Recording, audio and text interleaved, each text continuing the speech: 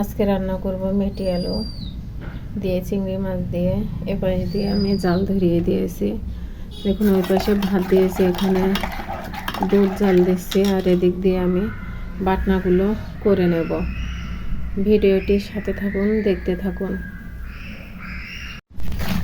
এটা মেটি আলুটা কষানোর ঝোল দিয়ে দিয়েছি, কষানোর পানি।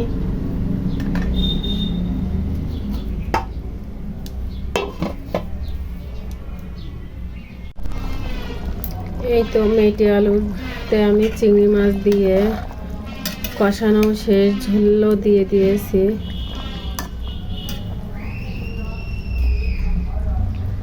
রান্নাটাও শেষ আমার।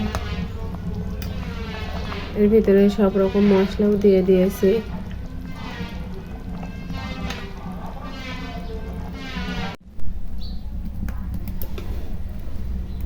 এ তো আনামকে স্কুল থেকে নিয়ে এসেছি, এখন আর একটু নাস্তা বানিয়ে দেব। পাস্তা, সেজন্য গরম পানি করতে দিয়েছি এবং পানিটাও গরম হয়ে আসছে। ওর ভিতরে এখন পাস্তা দিয়ে দেব। ভিডিওটি দেখতে থাকুন। গরম পানি করে পাস্তাটা সুন্দরভাবে সিদ্ধ করে নিয়েছি।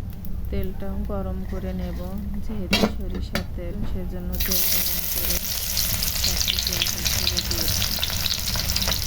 পেঁয়াজ দিয়ে দিলাম, গোটা রসুন,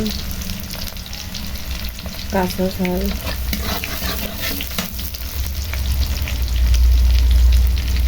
সাথে টমেটো,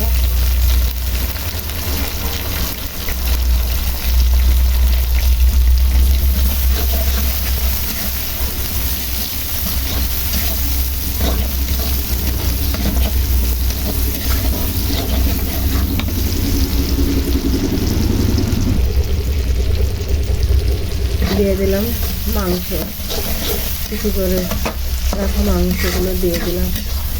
এখন সুন্দর করে লবণ হলুদ দিয়ে কষাই নেব।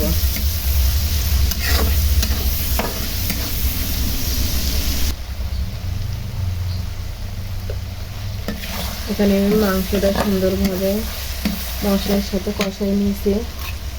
এখন দিয়ে দেব মশলা।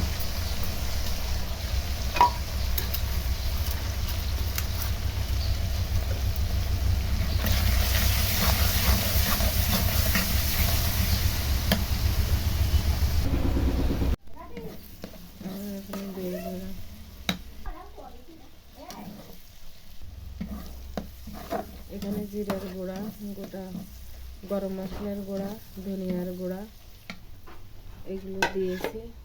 এখন দিয়ে দেবো সিদ্ধ করা পাস্তা।